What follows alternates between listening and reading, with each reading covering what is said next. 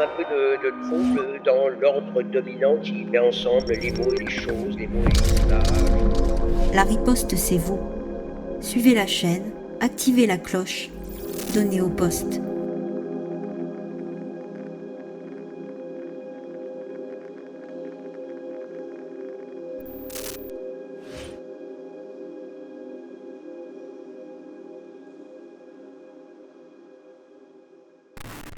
J'essaie de vous comprendre.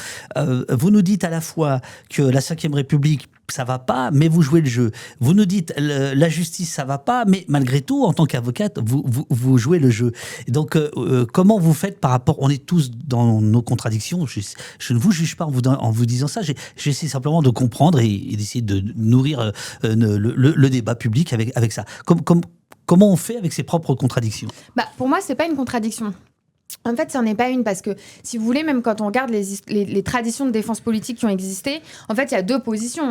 Sinon, il y aurait deux positions. Nous, on en a une autre, une troisième. Enfin, en tout cas, j'essaie d'en développer une troisième. Il y a soit une position d'adaptation totale, de dire en réalité, avoir ça, c'est moins que c'est toujours ça. Donc, c'est mieux en fait d'essayer de prendre ce qu'on a à apprendre dans la justice et d'expliquer que malgré tout, ça reste un pouvoir indépendant et que c'est comme ça que ça pourra nous être utile et en gros de continuer à alimenter ces mythes en espérant qu'un jour ils se réalisent. Et vous avez une autre position qui pourrait être une position dans ce cas de boycott, de dire la justice c'est un outil de répression d'État, c'est un outil de répression des classes populaires, il n'y a rien à en tirer donc je m'en occupe pas.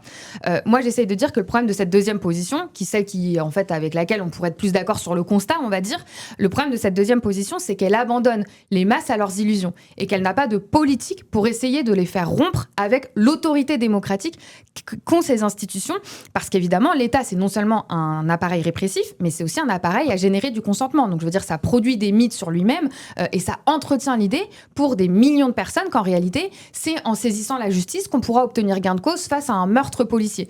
Mais le problème, c'est que face à ça, moi, je pense qu'il faut accompagner l'expérience concrète des gens vis-à-vis de ces institutions, parce que ça se pose de manière permanente. Et on pourra redire ça sur le terrain des élections, mais par exemple, sur la question judiciaire, déjà, il y a plein de moments où on ne choisit pas d'être confronté à la justice. L'exemple le plus simple, c'est quand on est militant politique, qu'on est réprimé. A priori, on ne choisit pas, on va se retrouver dans un prétoire, on va devoir se défendre et on va devoir produire un discours sur cette question-là. Donc, à partir de là, la question, c'est non seulement comment cette arène-là, ça devient la tribune la plus large possible pour nos idées. Donc ça, c'est un premier aspect qui est celui évidemment de Marx, de Rosa, Luxembourg, de Lénine et de tous les autres qui se saisissent d'une position défensive qu'ils n'ont pas choisie pour passer à l'offensive et donner la publicité la plus importante à la cause qu'ils défendent. Mais c'est pas que ça, ils se servent aussi de cette occasion pour affaiblir l'institution en elle-même. C'est un double mouvement, c'est-à-dire pour démontrer en quoi est-ce que, contrairement à ce que tout le monde croit, la justice, c'est pas un espace neutre où se tranche de manière indépendante des conflits entre des gens, mais c'est un outil de répression du pouvoir et ils en font la démonstration. Et c'est pour ça que moi je pense qu'il faut combiner un usage tactique. Oui, mais là vous ne répondez pas à ma question sur la contradiction. Mais ça n'est pas une contradiction puisque la réalité c'est que précisément en ayant cette pratique-là qui articule un usage tactique et immédiat de ces institutions, mais articuler une dénonciation plus globale de leur rôle dans le système, du pouvoir concret qu'ils jouent, c'est comme ça qu'on les affaiblit in fine. Pour moi, ça va exactement dans le même sens. Et il y a des exemples concrets. Par exemple, je regarde sur la question des violences policières, un exemple que je développe beaucoup dans le bouquin, où je dis, quand on regarde le rôle qu'a joué le comité Adama dans la visibilisation de la lutte contre les violences policières, dans la dénonciation des crimes policiers, pour moi, c'est très intéressant. Et je cite même Assa à un moment qui, dans son livre, dit, par exemple, quelque chose de très fort sur l'État, à partir d'une expérience partielle et on va dire individuelle d'un meurtre policier qui est celui de son frère. Elle dit, je la paraphrase parce que j'ai pas la phrase exactement en tête, mais elle dit en réalité avec nos impôts l'État paye les policiers, les juges, les procureurs qui nous font la guerre. Et par là, non seulement elle parle de sa situation individuelle, mais elle arrive à démontrer ce que c'est que le rôle de l'État, non seulement de la police qui est sa version la plus violente au sens strict, mais derrière elle de la justice et derrière elle de l'État qui finance ces institutions-là contre les intérêts de la population elle-même. Et pour moi, c'est important puisqu'elle a accompagné cette expérience-là d'une mobilisation où on s'est retrouvé des dizaines de milliers de personnes devant le tribunal judiciaire et que ce qui compte, c'est, à Paris, c'est pas tant le résultat judiciaire, justement, c'est pas tant le non-lieu ou pas le non-lieu, c'est quel rapport de force et quelle force sociale est mise en mouvement au service d'un affrontement avec ces institutions qui servent la répression du pouvoir. Donc pour moi, c'est pas du tout contradictoire, c'est au contraire comment est-ce que ces rencontres avec un des piliers de la répression du régime permettent de amener des milliers de personnes à rompre avec ces illusions et à s'organiser politiquement pour comprendre que c'est par leurs propres moyens qu'ils arriveront à leur fin. Et c'est par ce mouvement tactique, parce qu'une position de boycott, elle condamne à une logique très minoritaire et elle abandonne l'immense majorité des gens a ces illusions-là, en fait. Pour moi, c'est une position, on va dire, faussement radicale, parce qu'elle n'a rien à répondre à toutes celles et ceux qui vont continuer à croire en la justice comme une... Oui, d'ailleurs, de ce point de vue, vous mettez en doute ce que Geoffroy de la Gagnerie essaie d'expliquer. Exactement. À l'époque où il était dans le comité Adama, en tout cas il écrivait des bouquins et où lui effectivement appelait plutôt au boycott de la justice, et ça ne vous semble pas être un bon moyen. Mais là, ce que vous dites, il est tout à fait vrai pour dès lors qu'on veut faire une défense politique. Ce que je veux dire par là, c'est que c'est ce que vous défendez, que la défense soit politique. Mais est-ce que toutes les victimes, et elles sont nombreuses, de violences policières, ont envie de se défendre d'un point de vue politique? Ça, bien sûr que non. Alors, qu'est-ce qu'on fait dans ces cas-là? Pour moi, la question, en fait, elle est... Il y a différentes manières de la poser, parce que déjà, moi, ce que j'essaye de défendre dans le livre, c'est justement pas une défense politique au sens du manuel de l'avocat politique qui, à chaque occasion, va se saisir d'un prétoire pour faire un grand discours sur le capitalisme. Ça peut exister quand vous défendez des militants révolutionnaires eux-mêmes. D'ailleurs, ils n'ont pas besoin d'avocats, et c'est eux-mêmes qui vont développer leur propre discours sur les idées qu'ils défendent, la cause qu'ils mettent en avant, le rôle de la justice dans la société. Mais moi, ce que j'essaye de défendre, c'est la nécessité d'une compréhension politique du rôle de l'institution judiciaire et de la repolitisation de la sphère judiciaire. Et donc ça, une fois qu'on a cette clarté-là, nous, en tant qu'avocats, en tant que militants du mouvement social, en tant que militants syndical ou politique, ça change complètement ce qu'on attend de l'institution et comment on aborde un procès, y compris un procès qui n'est pas politique. C'est-à-dire qu'évidemment, il y a des gens qui n'ont pas spécialement envie de... qui portent pas... Moi, je fais plein de droits pénals communs, on va dire. Je fais plein de stupes, de violences, de tout ce que vous trouvez dans les salles de comparution immédiate à Bobigny. Je fais ça tout le temps, j'ai pas de problème.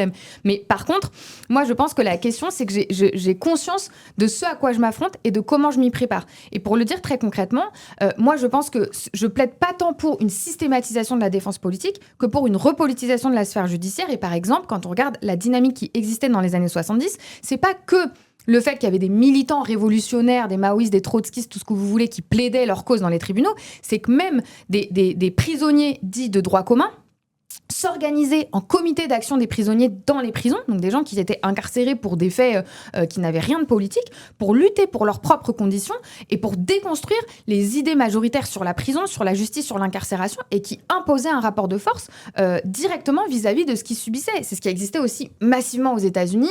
Non seulement, évidemment, le mouvement des Black Panthers a produit une littérature très très riche sur les questions judiciaires, mais au-delà de ça, c'est au sein de l'institution carcérale qu'il y a toute une génération de jeunes noirs réprimés par le pouvoir en raison évidemment de leur position sociale et raciale, qui se sont radicalisés politiquement, qui découvrent le marxisme en prison, qui s'organisent pour s'affronter à l'État. Donc moi, c'est ça que je dis. Évidemment, même quand on est un jeune de quartier populaire ou un travailleur précaire, etc., et pas forcément un militant révolutionnaire, notre propre intérêt, c'est au contraire de comprendre le sens politique qu'elle a, cette condamnation, pour pouvoir s'organiser collectivement et construire un rapport de force qui nous permettra d'obtenir gain de cause. Donc c'est pour ça que ça dépend pas juste du fait de savoir si oui ou non on développe un grand discours politique, parce qu'en plus on peut avoir des désaccords entre différents types de militants politiques, mais je dis qu'à l'inverse, on ne peut pas, face au niveau de crise du système, au niveau de radicalité des classes dominantes, au niveau d'offensive qu'ils mettent dans tous les dispositifs qu'ils imposent, se défendre de manière individuelle et isolée. Et c'est vrai pour tout. C'est vrai si on est étranger, quand on regarde les lois Darmanin.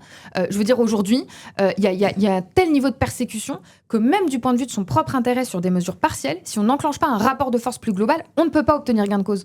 Mais vous ne pensez pas, néanmoins, si on regarde, puisque vous regardez l'histoire, hein, on va y venir, le 19e siècle, les années 60, 70, c'est absolument passionnant, mais vous ne trouvez pas quand même que certains des avocats que vous citez, sans tout à fait les démonter, mais en disant grosso modo que leur ambition, je cite, de désarmer la force par le droit se heurte frontalement à la faiblesse structurelle du pouvoir judiciaire dès qu'il s'agit de police, là je vous trouve dur, parce que en fait, si on regarde ces 15 dernières années, il n'y a jamais eu autant de victoires contre les violences policières.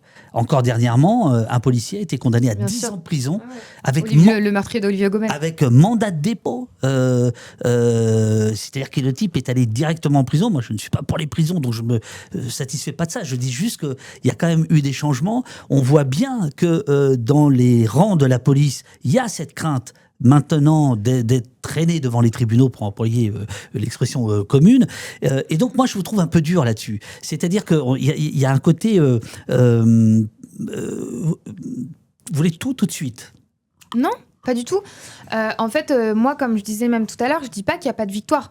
Il y a des victoires. Même moi, il y a des victoires. Je sais pas, je raconte par exemple comment on a défendu, c'est pas sur le terrain des violences policières, mais pour donner un exemple, comment est-ce que j'ai défendu Christian Porta, qui est un syndicaliste dont l'employeur a essayé de le virer de manière ultra délirante, etc. Jusqu'à Et on a menacé de fermer sa boîte, fermer le gars. l'usine, Ah ouais, non. voilà. Non, mais ça vaut le coup de le raconter. Là, je le raconte. Oui. Non, mais voilà, c'est pour donner un des exemples, parce que j'essaye de montrer aussi, pour revenir peut-être un tout petit peu en arrière, après on pourra rediscuter de cette histoire de violence policière, mais j'essaye de montrer le visage protéiforme en fait des offensives sécuritaires et de montrer qu'il y a une articulation entre ça, les offensives antisociales, que c'est précisément parce qu'ils imposent en permanence de nouvelles contre-réformes contre les travailleurs et les travailleuses qu'ils ont besoin de durcir leurs outils répressifs. Et du coup, je donne un exemple d'un phénomène de radicalisation patronale qui s'est exprimé à l'occasion d'un salarié que j'ai défendu qui s'appelle Christian Porta, qui était dirigeant syndical de sa boîte, qui l'est toujours d'ailleurs, qui est un syndicaliste très combatif que l'employeur a essayé de virer en vraiment prenant le parti pris d'une blitzkrieg en disant je vais y aller je vais faire en même temps, inspiré par le macronisme. Il s'est dit je vais le massacrer et il a licencié en toute illégalité en le revendiquant, puisqu'il a licencié contre la décision de l'inspection du travail. Donc c'est un truc qui se fait jamais évidemment quand vous êtes salarié protégé, c'est l'inspection du travail qui donne l'autorisation ou pas. Si l'inspection du travail refuse, vous devez saisir un tribunal administratif pour contester la décision de l'inspection du travail. Vous n'êtes pas censé dire l'inspection du travail je m'en fous. Donc lui dit l'inspection du travail je m'en fous, donc il le licencie quand même. On le fait réintégrer, il dit le prud'homme je m'en fous, donc il le relicencie une deuxième fois. Il y avait un phénomène de grève très important. Il disait si jamais Christian Porta est réintégré, je ferme l'usine. Oui. Donc je veux dire, c'était vraiment une politique thatchérienne, etc. Et à l'issue de ce combat-là, nous, on a obtenu une victoire écrasante puisqu'on l'a évidemment fait réintégrer, on l'a fait condamner à 500 000 €. Il y a eu, au-delà de cette question judiciaire, c'est pour ça que j'essaye de dire, pour boucler avec cette histoire de victoires qui peuvent exister, y compris sur le terrain des violences policières, moi je dis pas que c'est impossible d'obtenir des victoires juridiques ou judiciaires. Moi j'en obtiens. Par exemple, Christian, on a fini par gagner sur toute la ligne. Non seulement on l'a fait réintégrer, mais en plus de ça, on a gagné 500 000 €. Donc, mais pour les victimes, c'est essentiel. Quand même, bien sûr, non mais c'est pas le débat. Non mais ça bien sûr, et c'est vrai pour des violences policières, il y a des bonnes décisions comme il y en a des mauvaises. Mais la question que j'essaie de dire, de quoi c'est le produit en fait, et qu'est-ce que ça exprime parce que le problème c'est qu'on peut pas nous se contenter de l'aléa judiciaire qui fait qu'un jour on a de la chance, on tombe sur un juge sympa, le lendemain c'est plus le cas. On voit par exemple la discussion non seulement sur le comité Adama, mais sur la requalification par la cour d'appel de Versailles de la mise en examen du meurtrier de Naël qui arrive à nous. C'est exactement comme Olivio Gomez, hein, c'est-à-dire que c'est des refus d'obtempérer. C'est des meurtres à bout portant. Il y en a un qui prend 10 ans. Bon, effectivement, c'est significatif. Il y en a un autre, ça se fait requalifier en violence ayant donné la mort sans intention de la donner. Homicide involontaire pour le Naël. Ça a été requalifié récemment. Voilà. Donc, évidemment, le problème, c'est que nous, on ne peut pas se contenter de l'aléa judiciaire et du juge sur lequel on va tomber. Et même dans l'hypothèse d'une victoire, et je donne l'exemple de Christian puisque je l'ai vécu de l'intérieur, nous, on aurait pu se dire, encore une fois, juridiquement, on a raison. En fait, c'est une violation caractérisée, ouverte, indiscutable. On n'a pas besoin de construire une grève, parce qu'on a fait un truc de fou. Hein. C'est pas juste qu'on a déposé des recours au prud'homme, c'est qu'il y a eu une grève majoritaire dans l'usine où il y a eu pas un ouvrier qui partait travailler avec on a essayé de nationaliser la question, on a fait un mouvement de lutte énorme, parce que ce qui nous intéresse au-delà de la victoire tactique, c'est quelle leçon politique les gens peuvent en tirer à partir d'une expérience isolée pour que ça se généralise dans un contexte où la dynamique, elle est générale. C'est-à-dire que le licenciement des syndicalistes, au moment où on en discutait, il y en avait plus de 1000 syndicalistes CGT licenciés après la réforme des retraites. Donc nous, ce qui nous intéresse, c'est pas juste de dire super, le conseil de prud'homme de Forbach nous a donné raison.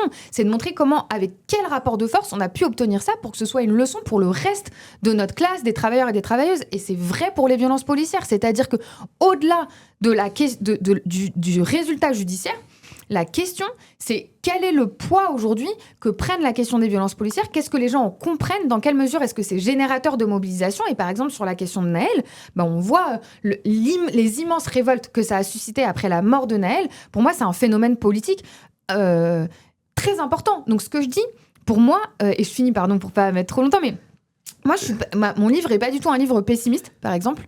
C'est pas du tout un livre où je considère qu'on est écrasé par le rouleau compresseur des offensives liberticides.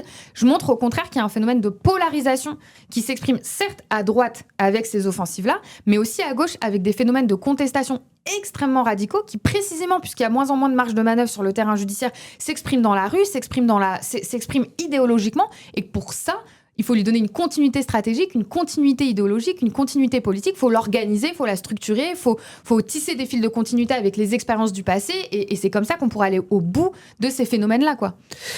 Précisément, pour aller au bout de ces mobilisations, vous abordez la question de défense révolutionnaire, pour une défense révolutionnaire des droits démocratiques. Et avant de dire ce que vous conseillez, enfin ce que vous aimeriez qu'on fasse les uns et les autres, je disais tout à l'heure, quand la Gagnerie propose de faire du boycott, vous dites que ce n'est pas que critiquer le caractère bourgeois de la démocratie capitaliste n'implique pas pour autant d'abandonner la défense des droits démocratiques lorsqu'ils sont menacés, ni de renoncer à mener des batailles articulées au terrain judiciaire. J'aimerais vous entendre là-dessus. Un mot peut-être sur ce que je dis de la Gagnerie et pour lier à ça, parce que moi, je discute avec ce que dit la Gagnerie dans son bouquin Par-delà le principe de répression, où je dis, moi, je peux partager évidemment toute la logique qui consiste à critiquer le paradigme répressif et punitif, évidemment, ça, moi, je suis d'accord. Mais en fait, lui, il en tire une conclusion que je partage moins, puisqu'il distingue d'une certaine manière l'État pénal et répressif de ce qu'il appelle l'État social, comme s'il pourrait y avoir un État dans le cadre du système capitaliste qui ne serait pas répressif, ce que moi, je conteste. Et c'est ça la racine, en fait, de ma logique politique, c'est de dire quand on s'affronte à la justice, derrière on s'affronte à l'État, en fait, ce qui pour moi est indispensable pour les classes populaires et les travailleurs, et on ne pourra pas faire de raccourci, on ne peut pas esquiver le problème de l'État, au point où pour moi la position de boycott de la Gagnerie, qui n'en est pas vraiment une en plus, mais puisqu'il dit en fait il pourrait y avoir un État social sans principe de punition, ce qui pour moi est impossible dès lors qu'on continue à vivre dans une société économiquement inégalitaire. Et il dit par exemple, on pourrait faire une grève générale de la plainte, où en fait plus personne porterait plainte, et comme ça le système s'effondrerait sur lui-même. Les systèmes s'effondreraient sur lui-même. Explique, oui. Ce qui est faux, parce qu'en fait, oui. Ce qui est complètement faux, parce qu'en fait, c'est pas les victimes comme l'État invente en plus, parce que l'État instrumentalise beaucoup le principe des victimes au service de ses propres intérêts. C'est pas les victimes qui décident du principe punitif. Précisément, c'est l'État. C'est-à-dire que si plus personne porte plainte, vous inquiétez pas qu'il reste des procureurs. Parce qu'en France, c'est le parquet qui accuse. C'est pas un individu au pénal. Et c'est d'ailleurs pour ça que quand on est victime de violences policières, on a un tout petit peu moins de chance de voir l'auteur du crime poursuivi que si on est victime d'un simple meurtre. Alors pourtant qu'un policier, on peut s'imaginer que c'est plus grave, puisque c'est quelqu'un qui a l'autorité de l'État et donc qui représente une institution et pas juste son propre cas individuel. Donc c'est pour ça que je dis, pour moi, c'est une fausse solution de penser qu'on peut contourner le problème de l'affrontement avec l'État qui s'exprime de manière très claire en fait au sein de l'institution judiciaire. Et c'est pour ça que, pour dire comment en positif pour moi ça se construit, c'est de dire précisément il faut ni l'éviter ni la sanctifier. Il ne faut pas la sanctifier au sens de, pour moi, le sentiment majoritaire à gauche qui consiste à faire de la lutte dans les tribunaux une fin en soi et d'espérer en fait qu'un jour on retrouve un espace démocratique, indépendant dans lequel on puisse obtenir gain de cause. Mais il ne faut pas non plus l'éviter, puisque c'est une manière d'abandonner des centaines de milliers de personnes à cette illusion qui rend orphelin en fait d'une vraie politique offensive.